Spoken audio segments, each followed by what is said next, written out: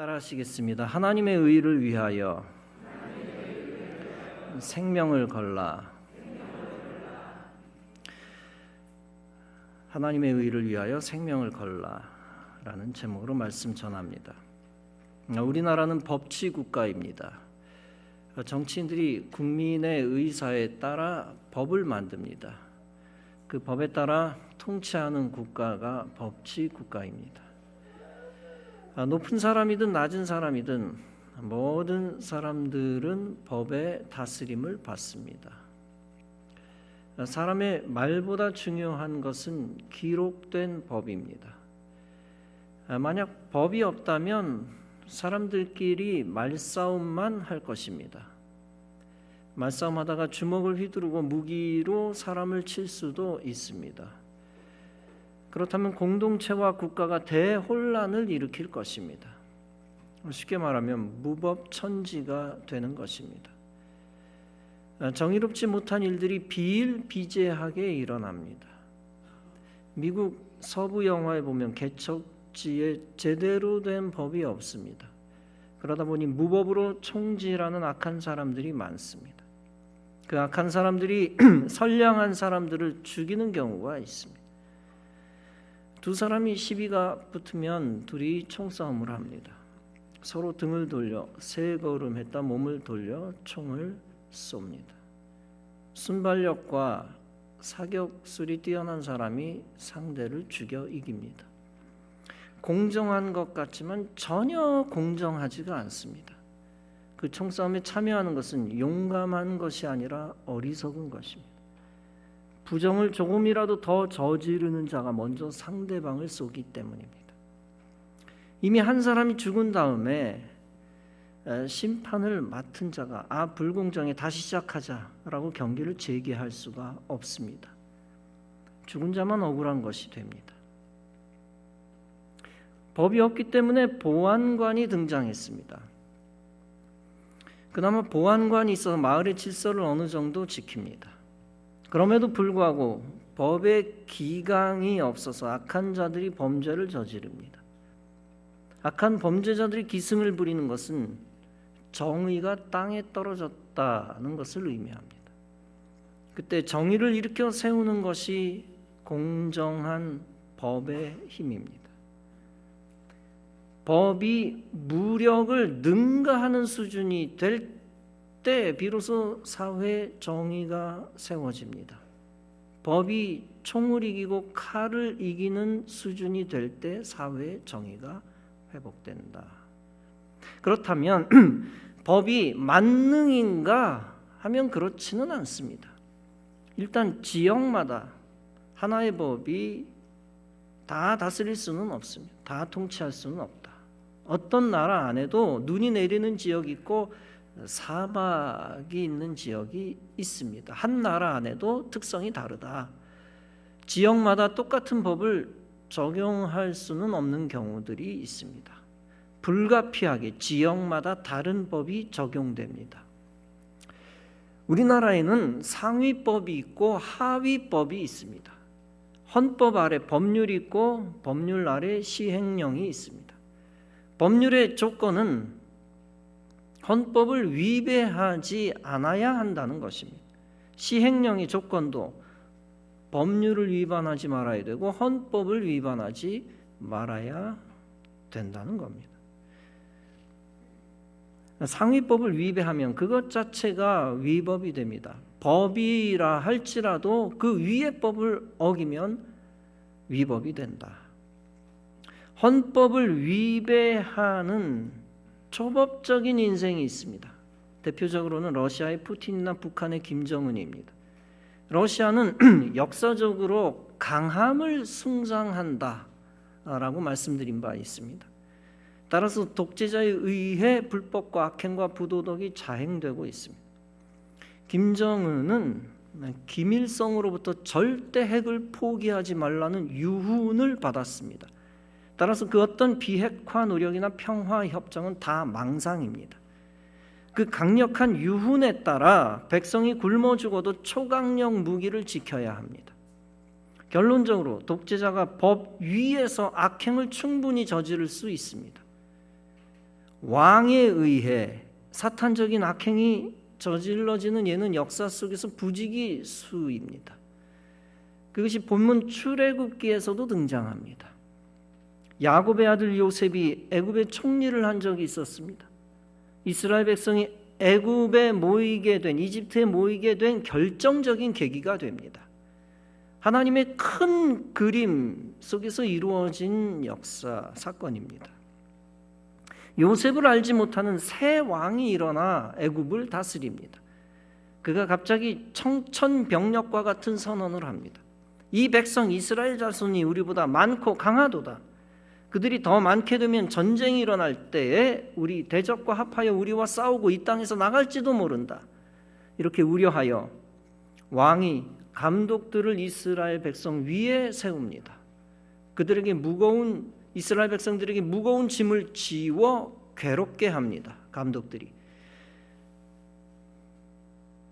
이스라엘 백성들에게 명령을 합니다. 바로를 위하여 국고성 비돔과 라암셋을 건축하라.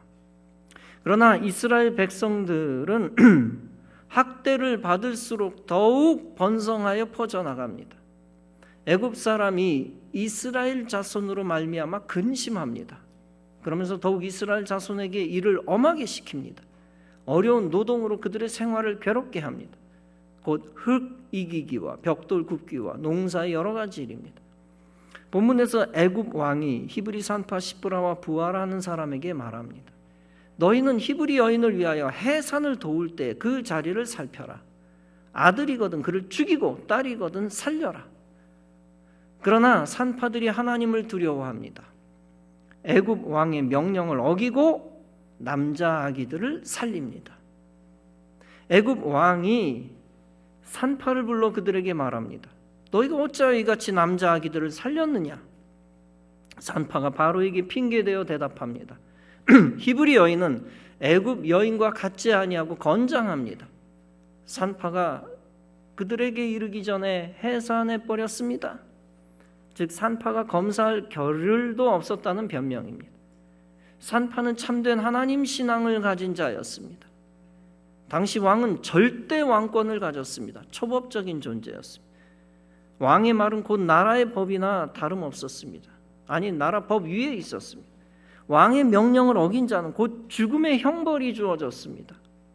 그럼에도 불구하고 산파는 인간 군주보다 하나님을 더 경외했습니다. 세상 왕의 명령보다 하나님을 더 두려워한 자였습니다. 애굽 왕은 하나님을 두려워하지 않는 자였습니다. 따라서 서슴없이 유아를 살해하라 라는 명령을 내렸습니다. 그 명령은 하나님에 대한 정면 도전이었습니다. 왜냐하면 하나님은 이스라엘을 생육하고 번성하게 하셨기 때문입니다. 생명은 오직 여호와 하나님만 주관하셨습니다. 그런데 사람이 권력을 가지고 함부로 고귀한 인간 생명을 주관한 것입니다. 이에 대한 하나님의 징벌을 피할 수는 없습니다. 아니나 다를까 80년 후에 어떻게 됩니까? 모세가 80세가 된 후 하나님의 부르심을 받습니다. 모세를 통하여 하나님은 애굽에 재앙을 내리십니다. 10번째 재앙을 통하여 모든 애굽의 장자들이 죽임을 당합니다.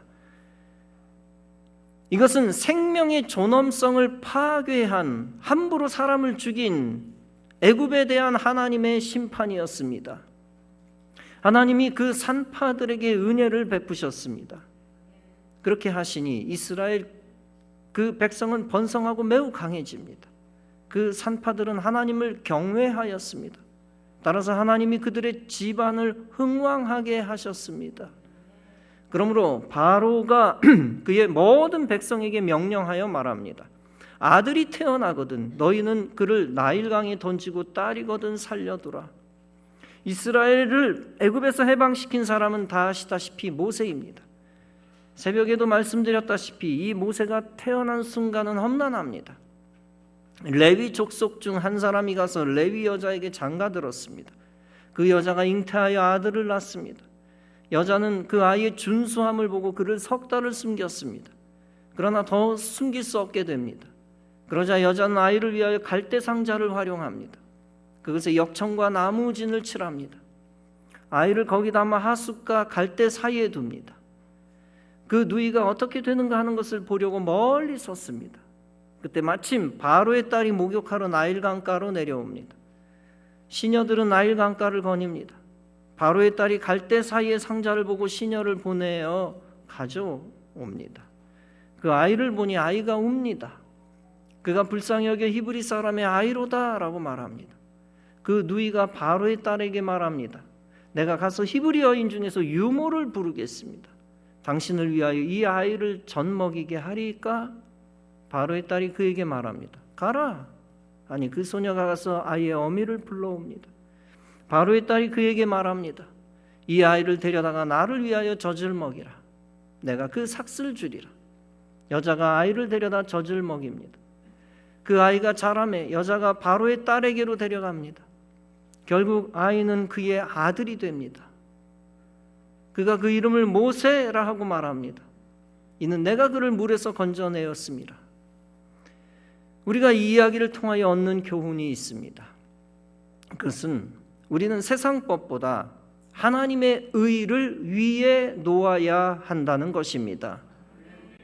당시 세상법은 애굽법이면서 왕의 명령 자체였습니다. 그 법은 악법으로서 아기를 죽이라는 명령입니다. 세상법도 법은 법이지만 하나님의 생명의 법을 넘어서면 안 됩니다. 왕의 입에서 나온 법이 하나님의 법과 하나님의 의를 무시하면 안 됩니다. 이때 하나님의 사람과 성도는 어떻게 해야 합니까? 성도는 반드시 세상법 위에 있는 하나님의 법을 인정해야 합니다.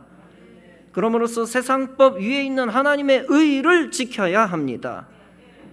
여자는 세상의 명령보다 하나님을 더욱 신뢰했습니다. 그로 인하여 하나님의 사람을 살렸습니다. 여자는 아이가 준수하여 잘생긴 것을 보았습니다. 그 후 석 달을 몰래 아이를 숨겼습니다. 준수함이란 단순한 외모 얘기가 아닙니다.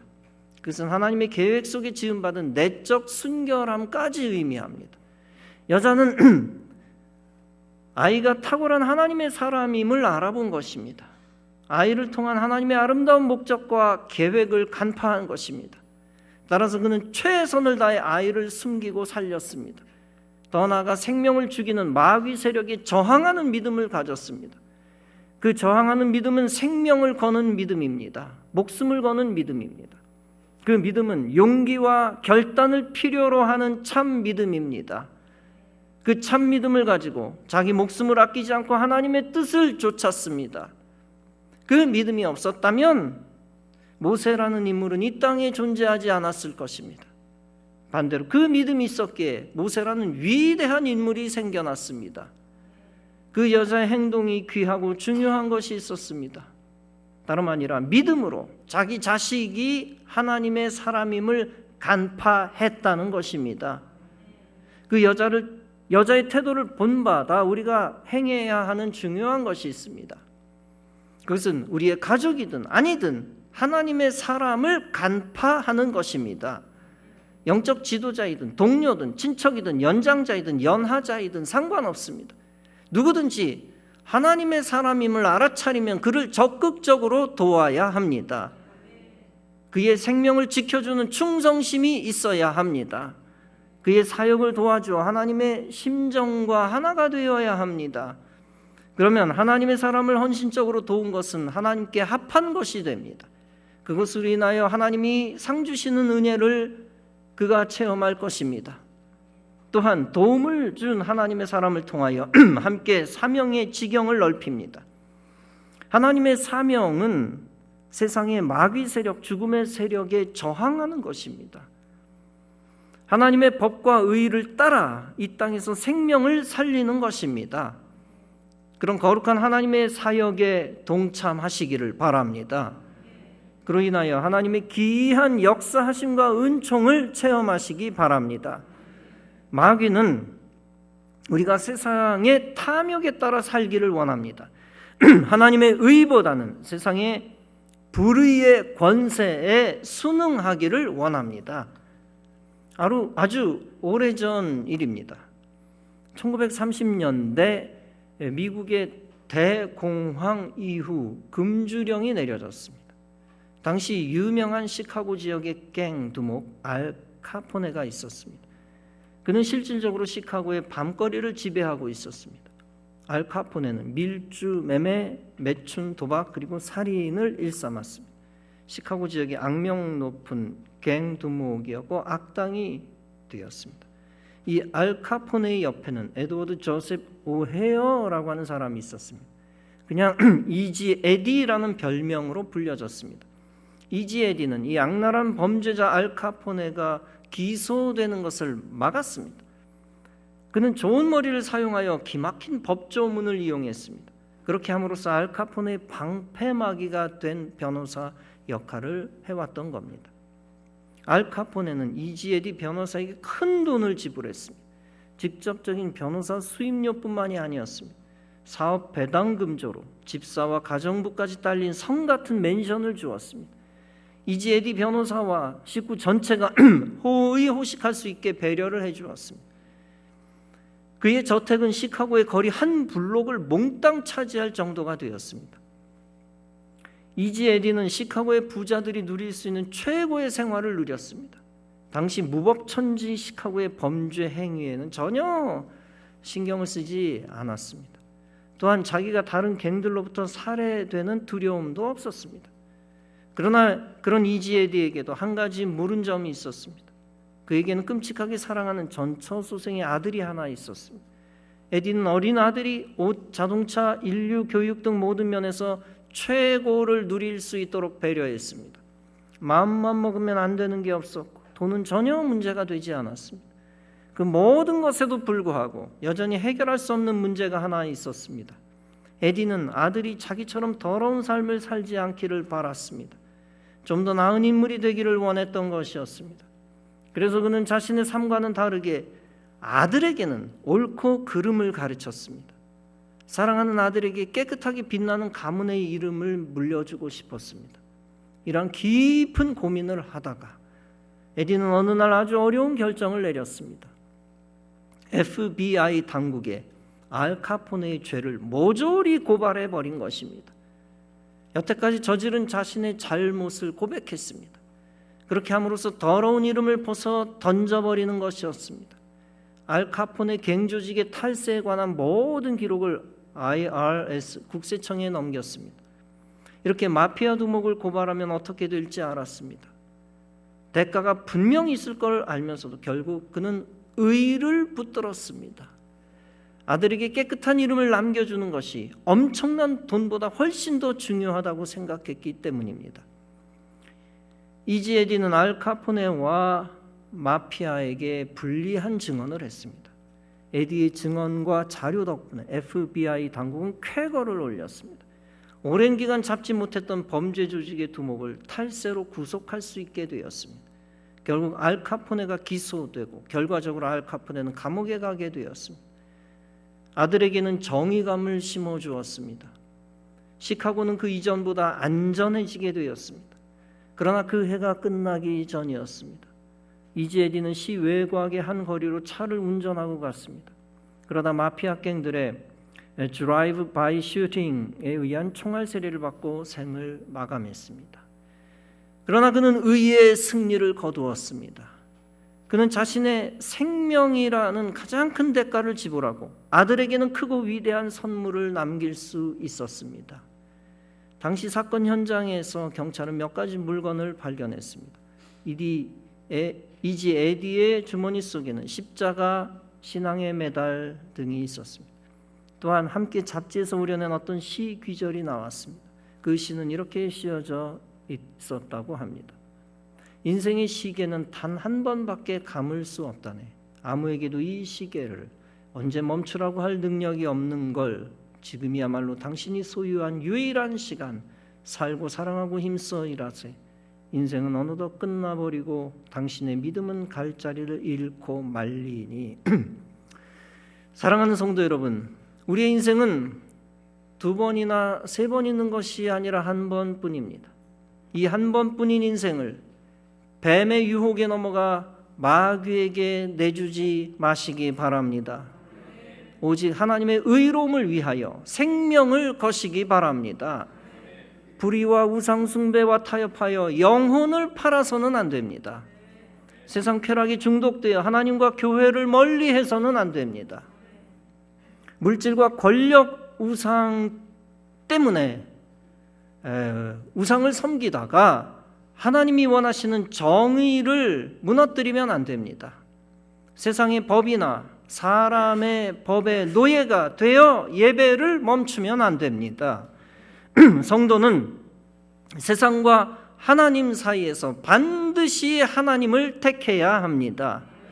마태복음 6장에서 예수님은 말씀합니다. 한 사람이 두 주인을 섬기지 못할 것이니 혹 이를 미워하여 그를 사랑하거나 혹 이를 중히 여기며 그를 경히 여김이라. 너희가 하나님과 재물을 겸하여 섬기지 못하느니라. 여호수아 24장에서 세겜에 모인 백성들에게 말합니다. 너희가 거주하는 땅에 있는 아모리 족속의 신들이든지 너희가 섬길 자를 오늘 택하라. 오직 나와 내 집은 여호와를 섬기겠노라. 세상과 하나님 사이에서 양자택일을 하라고 결단을 촉구하는 것입니다. 이건 역시 하나님의 사람은 두 주인을 섬길 수 없다는 뜻입니다. 세상은 신자들이, 크리스찬들이 영혼을 마귀에게 팔아 넘기기를 원합니다. 따라서 세상의 재물과 권세를 가지고 성도를 유혹합니다. 결국 성도가 믿음을 버리게 합니다.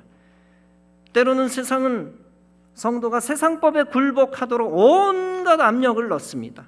그리하여 하나님의 의를 버리게 합니다.